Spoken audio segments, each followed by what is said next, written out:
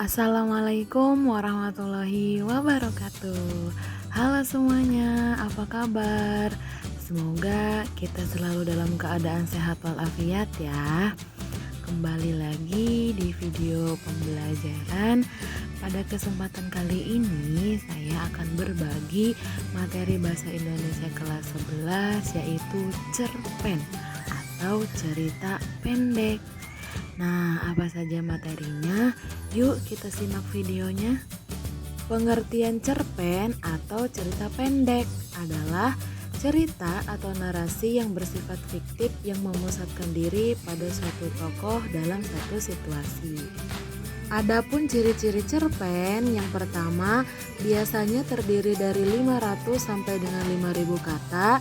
Yang kedua, habis dibaca dalam sekali duduk, yaitu menghabiskan waktu 10 sampai dengan 15 menit. Ketiga, memusatkan diri pada satu tokoh dalam satu situasi. Keempat, memiliki alur tunggal atau satu jalan cerita. Kelima, ditulis berdasarkan peristiwa dalam kehidupan. Keenam, diksi yang dipakai tidak rumit sehingga mudah dipahami. Dan yang terakhir, memiliki pesan moral yang terkandung di dalamnya. Selanjutnya, untuk materi struktur cerpen, yaitu terdiri dari 5 struktur. Yang pertama, pengenalan situasi cerita. Kedua, pengungkapan peristiwa. Ketiga, menuju konflik. Keempat, puncak konflik. Dan yang terakhir yaitu penyelesaian. Struktur cerpen yang pertama yaitu pengenalan situasi cerita. Dalam bagian ini, pengarang memperkenalkan para tokoh, menata adegan, dan hubungan antar tokoh.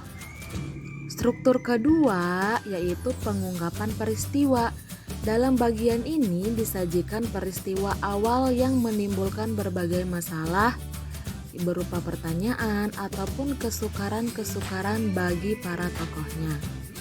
Struktur ketiga yaitu menuju konflik. Terjadi peningkatan perhatian, kegembiraan, kehebohan, ataupun keterlibatan berbagai situasi yang menyebabkan bertambahnya kesukaran tokoh. Struktur keempat yaitu puncak konflik. Bagian ini disebut juga sebagai klimaks. Inilah bagian cerita yang paling besar dan mendebarkan. Pada bagian ini pula ditentukan pula perubahan nasib beberapa tokoh. Misalnya apakah dia kemudian berhasil menyelesaikan masalahnya atau gagal. Dan struktur terakhir yaitu penyelesaian, berisi penjelasan tentang sikap ataupun nasib-nasib yang dialami tokohnya setelah mengalami peristiwa puncak itu. Namun ada pula cerpen yang menyelesaikan akhir ceritanya itu diserahkan kepada imajinasi pembaca. Jadi akhir cerita itu dibiarkan menggantung tanpa ada penyelesaian. Selanjutnya dapat dilihat bagan struktur teks cerpen.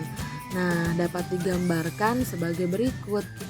Dimulai dari pengenalan cerita, kemudian beranjak pada pengungkapan peristiwa, lalu menuju pada konflik. Nah, di bagian paling atas yaitu puncak konflik, kemudian menurun ke penyelesaian cerita. Materi selanjutnya yaitu kaidah kebahasaan cerpen. Yang pertama, banyak menggunakan kalimat bermakna lampau yang ditandai oleh fungsi-fungsi keterangan yang bermakna kelampauan. Seperti ketika itu, beberapa tahun yang lalu telah terjadi. Kemudian banyak menggunakan kata yang menyatakan urutan waktu atau konjungsi kronologis. Contohnya sejak saat itu, setelah itu, mula-mula, dan kemudian. Berikutnya banyak menggunakan kata kerja yang menggambarkan suatu peristiwa yang terjadi, seperti menyuruh, membersihkan, menawari, melompat, menghindar. Dan yang selanjutnya banyak menggunakan kata kerja yang menunjukkan kalimat tak langsung sebagai cara menceritakan tuturan seorang tokoh oleh pengarang. Contohnya mengatakan bahwa, menceritakan tentang, mengungkapkan, menanyakan, menyatakan, dan menuturkan. Kaidah kebahasaan yang selanjutnya yaitu banyak menggunakan kata kerja yang menyatakan sesuatu yang dipikirkan atau dirasakan oleh tokoh.